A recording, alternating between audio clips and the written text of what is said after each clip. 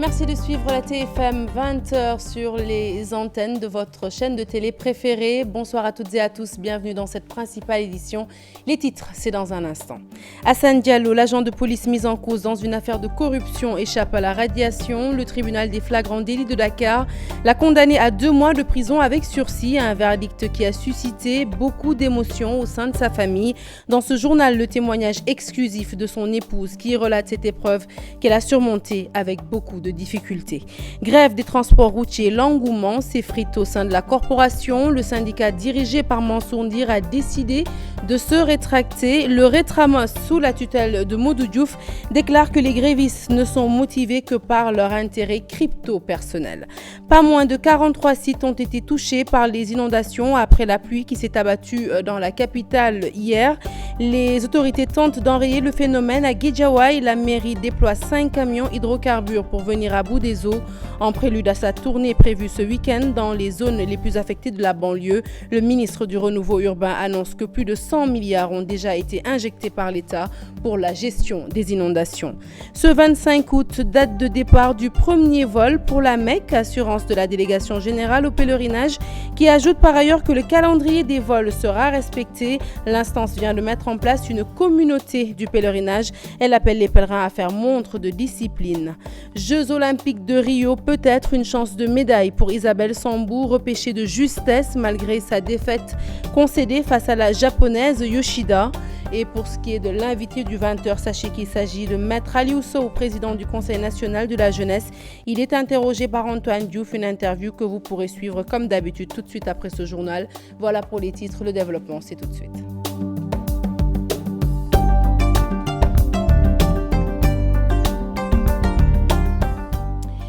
Rebonsoir à tous. Le procès du policier Hassan Diallo a connu son épilogue ce jeudi. Le verdict est tombé. Le tribunal des flagrants délits de Dakar le condamne à 2 mois de prison avec sursis. Il est ainsi sauvé de la radiation selon ses avocats.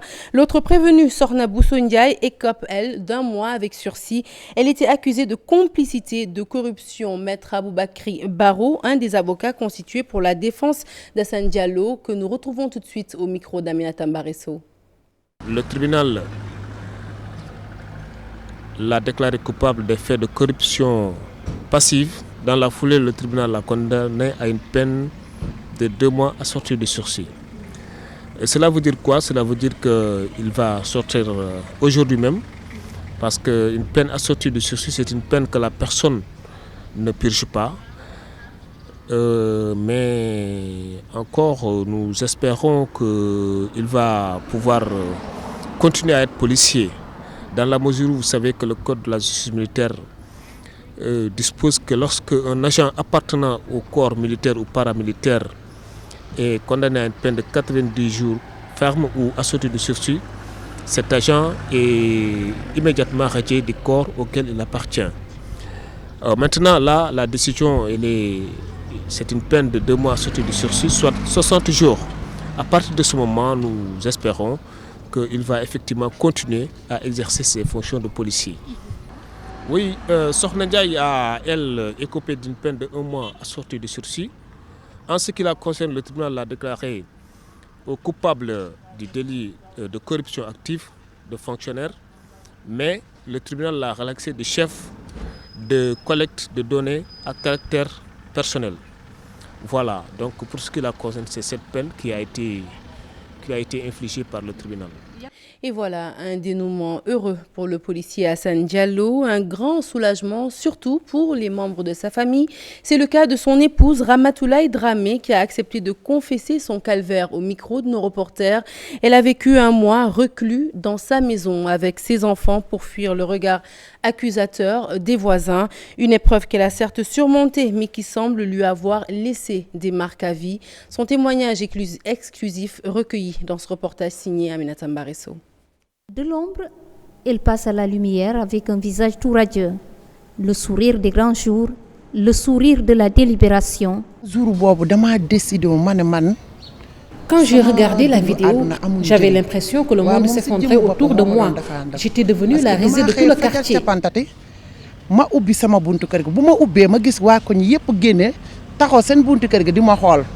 De la publication de la vidéo au jour de son face-à-face avec le juge, la réalité fut insupportable, même pour les enfants du policier. Nous étions traités de tous les noms d'oiseaux. Même les enfants n'osaient pas sortir pour aller à l'école coranique. J'étais obligée de m'enfermer avec eux dans la maison, justement pour fuir le regard des autres.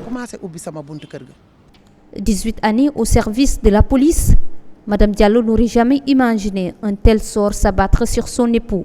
Vous savez, Hassan Diallo a fait 18 ans dans la police. Il n'a jamais failli à sa mission. Alors pourquoi cette fille a diffusé cette maudite vidéo juste pour briser notre famille? Aujourd'hui, Hassan Diallo écope de 2 mois avec sursis. Ramatoulaye Dramé veut tourner cette page sombre dans sa vie de couple. Parlons plutôt de la grève des transporteurs boycottés ce jeudi par le mouvement Retramos, car Natangé Modou Diouf, président du Retramos, pense que cette grève n'a tout simplement pas sa raison d'être. Les grévistes seraient animés par leurs intérêts crypto-personnels. Le point avec Biramachor qui l'a rencontré. Une montagne qui a accouché d'une souris, la grève des transporteurs. Elle n'a pas été suivie par l'ensemble des acteurs du secteur. Je ne suis pas partant pour cette grève, elle ne m'arrange pas. C'est pourquoi je remercie tous les chauffeurs, que ce soit ceux des bus, des cars rapides ou des taxis, d'avoir refusé d'aller en grève. À en croire ce syndicaliste, les motifs évoqués par les grévistes sont en porte-à-faux avec la réalité. Ce que les grévistes racontent est différent de la réalité. Ils ne font que tromper les chauffeurs. Au début, ils nous parlaient de 27 points dans leur plateforme revendicative, mais voilà que maintenant, ils s'acharnent sur des histoires de bus qui ne sont pas en règle. La levée du mot d'ordre est prévue ce jeudi, une grève qui a fini par diviser les syndicats de chauffeurs. Et nous restons avec cette grève des transports routiers. Je vous l'annonçais tout à l'heure en titre, l'engouement s'effrite au fur et à mesure. Le syndicat dirigé par Mansour Ndir s'est désolidarisé du collectif. Le mot d'ordre de grève a été levé depuis ce mercredi soir. Il nous dit pourquoi. Ces propos sont recueillis par Salif Sow et Asmalik Diop.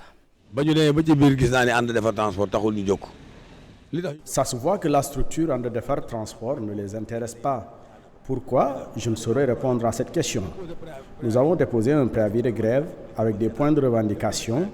Nous avons discuté à 4 reprises avec l'État du Sénégal, sans consensus. Et la dernière, nous avons quitté la salle parce que le point sur la fraude douanière, nous ne pouvions pas en discuter. La loi reste la loi. Des cas pareils, je pense qu'il fallait négocier. Et surtout que nous avons tort. L'attitude de Ndongo Fall m'a aussi surpris. C'est pourquoi je me suis démarqué de sa position. Je pense qu'il est temps pour l'État de prendre ses responsabilités et réorganiser les gares routières.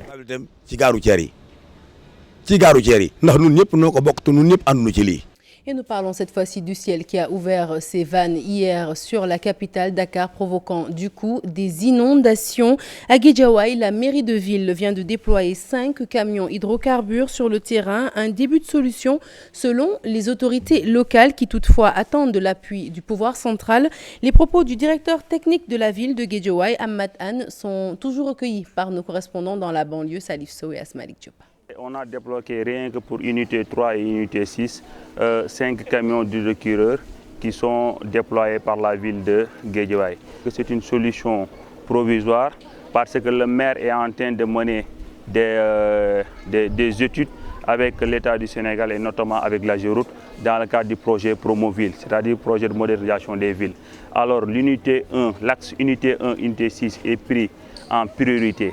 Donc ce projet va permettre tout simplement de réfectionner totalement l'axe unité 1, unité 6, la voirie, combinée avec l'assainissement et l'éclairage public. Ce projet aussi, on va profiter avec ce projet-là pour connecter les points bas qui sont raccordés à l'axe principal, c'est-à-dire l'axe unité 1, unité 6. Nous souhaitons que quand même l'ONAS puisse intervenir davantage parce que là, ce ne sont pas des eaux de pluie, ce sont des eaux de vanne. Et puis sachez que 43 sites au total ont été touchés par les inondations suite aux pluies d'hier. Pour le moment, 9 parmi ces 43 sites sont encore sous les eaux. Selon le ministre Diène Farba-Sarr, 101 milliards ont été déjà injectés par l'État du Sénégal pour la gestion des inondations. Le ministre du Renouveau urbain, en réunion ce matin avec la cellule de veille, a décidé d'ailleurs de se rendre dans les zones affectées de la banlieue, Pikine et Guédiawaye. Alassane Ba et Léa Niafuna pour les détails. Les inondations, une question qui préoccupe le ministre du Renouveau urbain, de l'habitat et du cadre de vie. Hier, je dis certainement, nous avons pu constater qu'il y avait 43 sites qui ont été touchés au niveau national. 17 sont déjà en cours de traitement, 17 sont déjà traités et 9 en attente faute d'exécutoire. Alors, pour vous dire que la cellule de veille actuellement, comme le nom l'indique, nous sommes en train de veiller. Mais il faut que les Sénégalais comprennent aussi qu'au moment de la pluie, on ne peut pas apprécier l'efficacité des réseaux. 101 milliards déjà injectés pour la gestion des inondations, une somme inscrite dans les 700 milliards prévus dans le cadre du plan d'action décennal.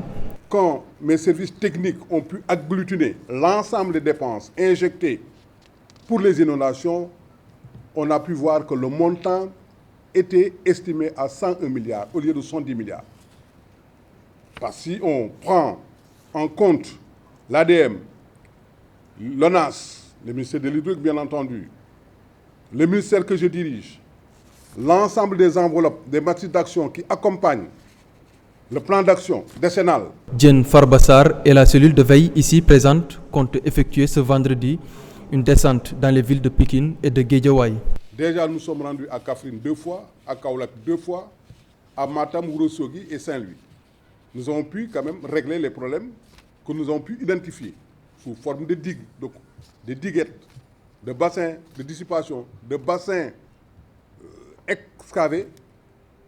Tout cela nous a permis quand même d'atténuer la souffrance des populations. Pikine et Guédiawaye, nous allons nous rendre dans ces lieux demain, avant Dakar, peut-être le samedi. Les inondations, un réel problème. Beaucoup de sites sont actuellement touchés. Et nous restons avec le ministre du Renouveau urbain, Diène Farba-Sarr, qui annonce qu'une solution provisoire est prévue pour aider les populations riveraines qui habitent autour ou à côté du pont de l'Émergence. Nous l'écoutons toujours au micro d'Al-Hassan Ba. Il y avait un bassin de stockage des eaux. C'est vrai. Le bassin recevait des eaux et parfois il y avait un trop-plein.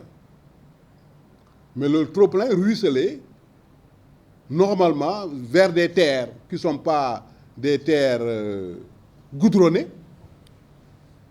Et maintenant, avec le pont de l'Émergence qui a occupé un grand espace, un espace géant, l'eau de ruissellement n'a pas de passage. Simplement, c'est ça.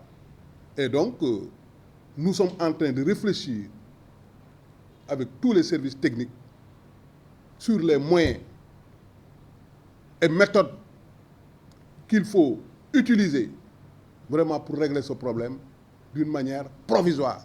Parce que régler ce problème, c'est penser au long terme. Le long terme, c'est quoi? Un bassin une station de pompage. C'est clair. Station de pompage, il faut chercher d'abord l'endroit, il faut chercher les moyens. Et donc, c'est ça. La loi sur le tabac, entrée en vigueur au Sénégal, eh bien, désormais, il est interdit aux médias de faire la publicité des produits à base de tabac aux services commerciaux du groupe GFM, mais aussi de Sud FM. La mesure a été saluée par les responsables. Ces derniers souhaitent toutefois un suivi optimal. Maïmouna Ndiaye. La publicité relative aux produits du tabac est interdite sous toutes ses formes. Une loi qui s'applique au niveau des médias relayeurs des messages. Au service commercial de Sud FM, le problème ne se pose pas. Il n'y a pas de changement parce qu'à notre niveau, de tout temps, on ne diffuse pas des spots sur le tabac. Donc on nous a interdit. Et soit que ce soit le tabac ou l'alcool, on ne diffuse pas, donc ça ne change. ça ne change rien. Au service commercial de Futurs Médias, même analyse. Nous ne pouvons que l'accueillir favorablement parce que c'est une question de santé publique. Et concernant le groupe Futurs Médias, cette loi a toujours été respectée en interne. Du coup, la publicité du tabac n'a jamais atterri au groupe Futurs Médias. Donc nous n'avons aucune perte, au contraire, nous en réjouissons. Que dire alors des médias dits complices? Ce sera l'occasion pour eux de respecter la loi et de s'aligner comme tout le monde, puisque c'est une question de santé publique, ce qui est le plus important. J'espère que ça va se poursuivre parce que le tabac fait des ravages énormes au niveau surtout des jeunes. Donc c'est venu à point nommé, je pense. Le manque à gagner sera-t-il conséquent? En tout état de cause, les amendes sont fixées entre 50 millions et 200 millions de francs CFA.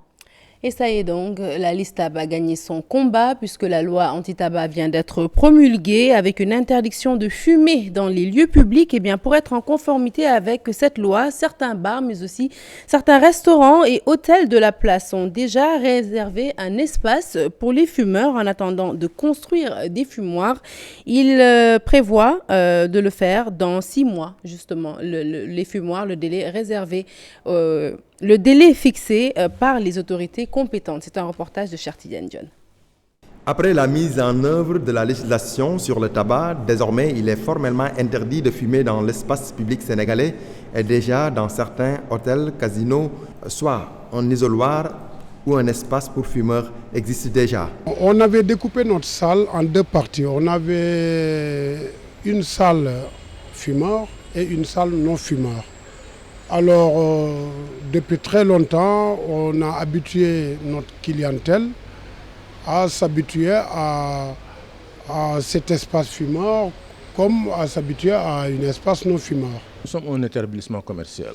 Il nous arrive parfois d'avoir des clients qui fument. Mais dès que la fumée se lève, il y a les détecteurs de fumée qui se mettent à sonner et ça sonne au niveau de notre bureau. Bon, on envoie quelqu'un, plus un agent de sécurité pour qu'il aille voir vérifier. Il y a des modèles de lettres que nous avons prévus, qu'on envoie au client. Et si ce client persiste 1 fois, 2 fois, on l'appelle au niveau de la direction. Où vendre la cigarette, comment vendre la cigarette et comment la consommer. Je donne un exemple. Les boutiques qui vendent des cigarettes dans la rue doivent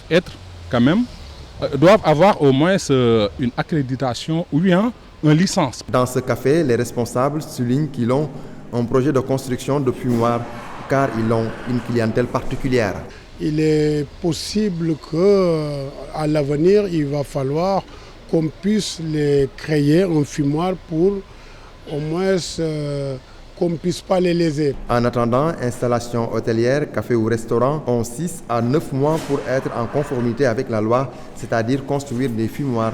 À défaut, des sanctions sont prévues.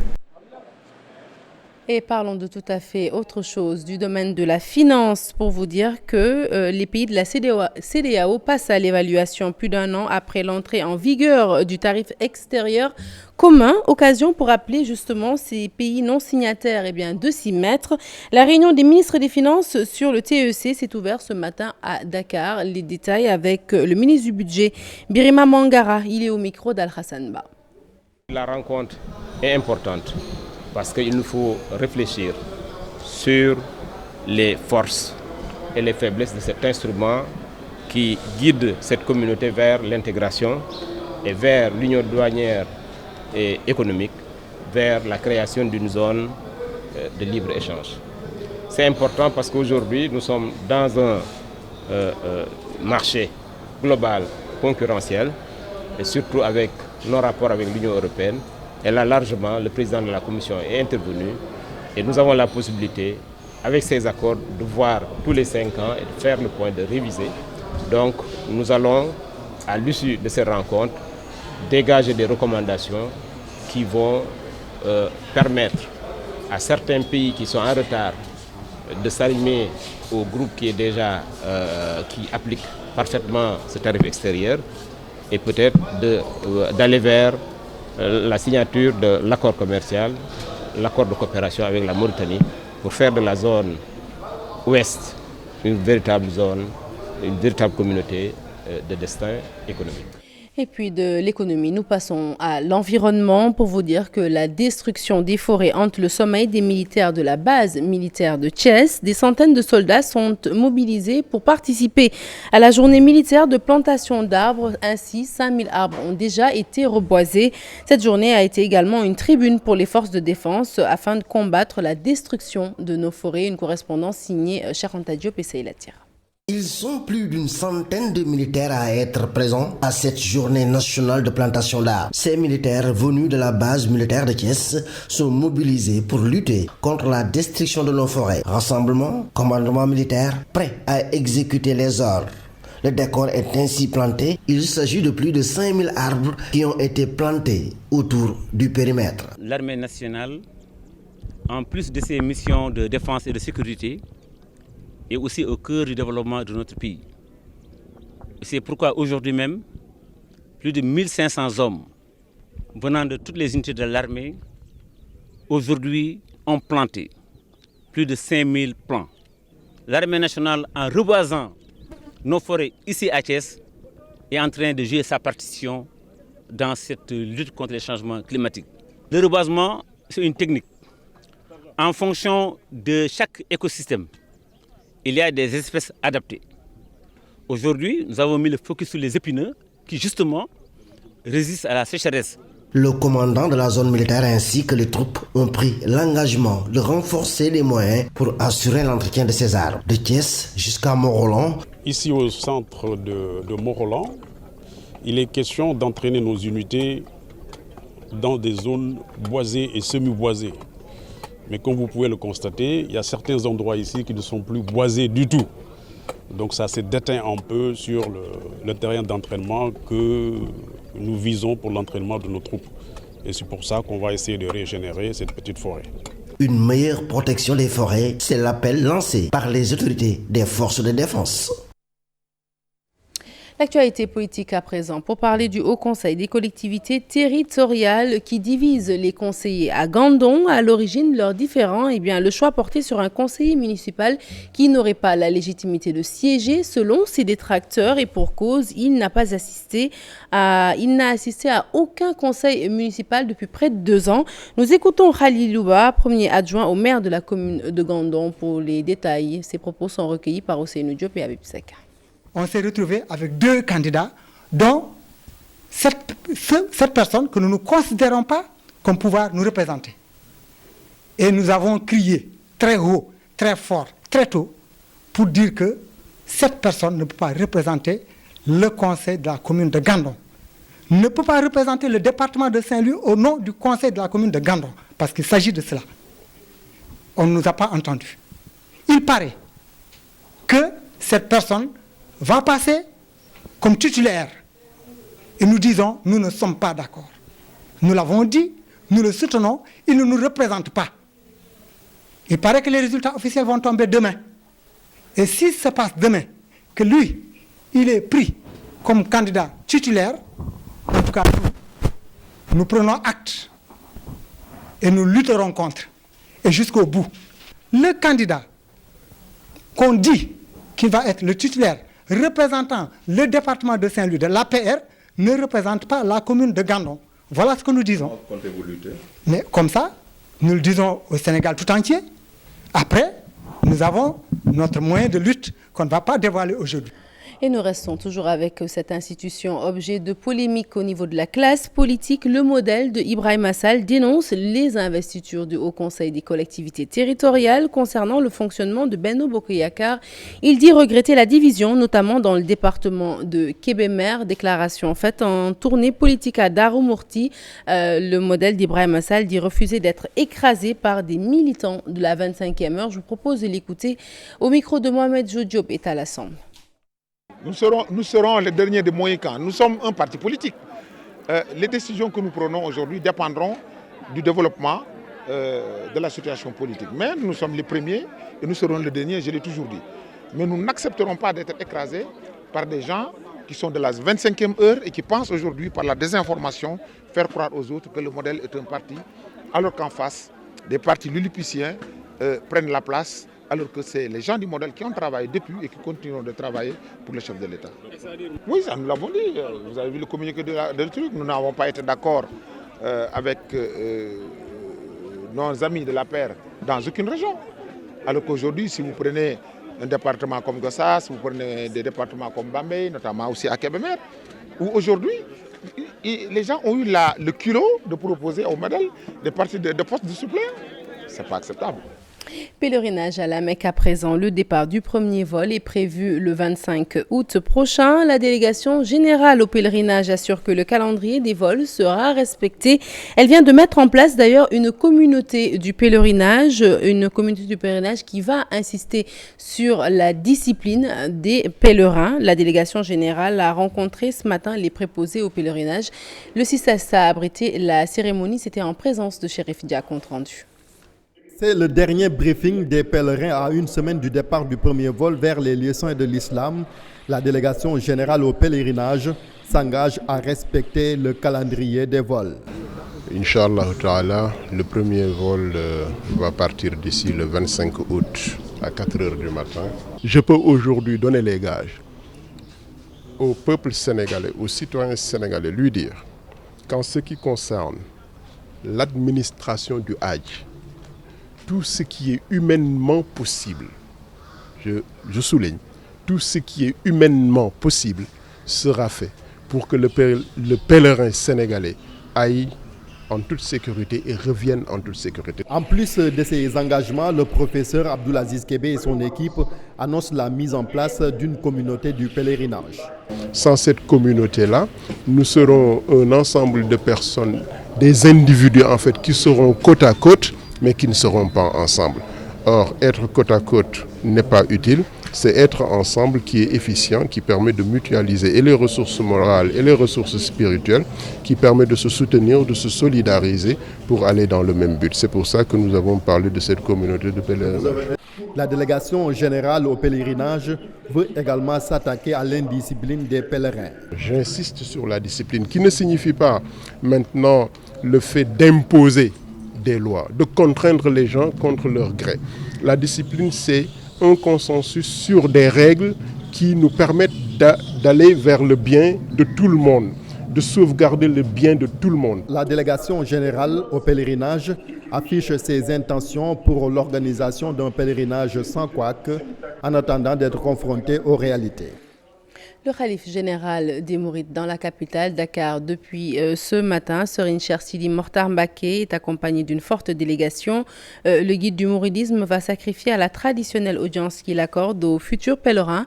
Et c'est pour prier pour ses fidèles et leur donner des conseils à la veille de leur départ pour la Mecque.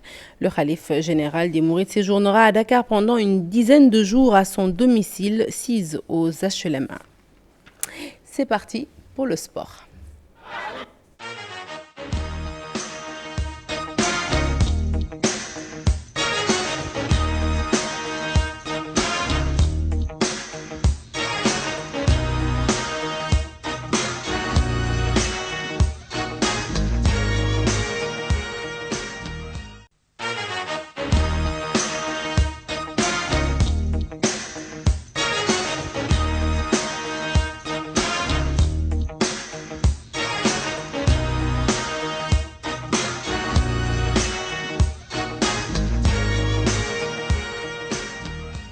La page sport que nous ouvrons tout de suite avec les Jeux Olympiques de Rio, et c'est pour vous donner cette information qui vient de nous parvenir. Isabelle Sambou, finalement recalée, éliminée d'entrée, on va dire. Elle avait été repêchée de justesse malgré sa défaite concédée face à la japonaise Yoshida, mais elle a finalement été éliminée et rate ainsi une belle chance d'avoir la médaille de bronze. À présent, nous parlons de Baladjé, éliminé également d'entrée ce jeudi. Le taekwondiste sénégalais a perdu devant le jeune polonais Karol Robak, 15-12 en huitième de finale dans la catégorie des moins de 68 kilos.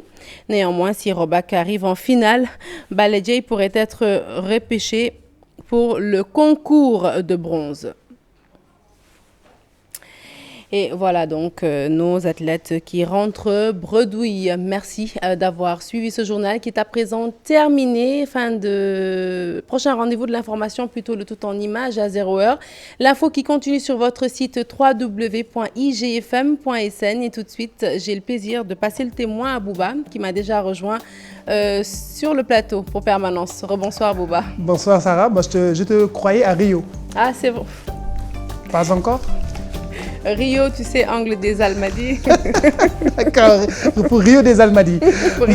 Monsieur, dans un instant, l'invité du 20h, nous parlerons de questions de jeunesse avec Maître Ali Ousso, qui est le président du Conseil national de la jeunesse. C'est dans un instant.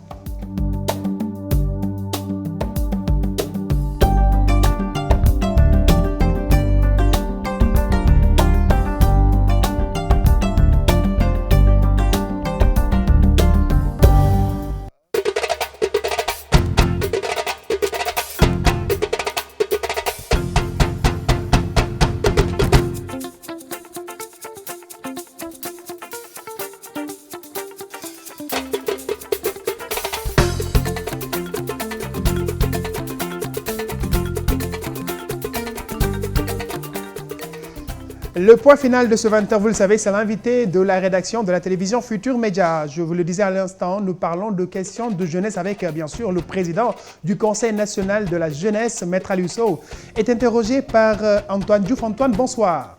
Bouba, bonsoir. Bienvenue sur ce plateau. Vous avez parfaitement raison. Notre invité, c'est Maître Ali Ousso, c'est le président du Conseil national de la jeunesse. Bonsoir, Maître. Bonsoir, Monsieur Diouf. Ce soir, nous allons parler de la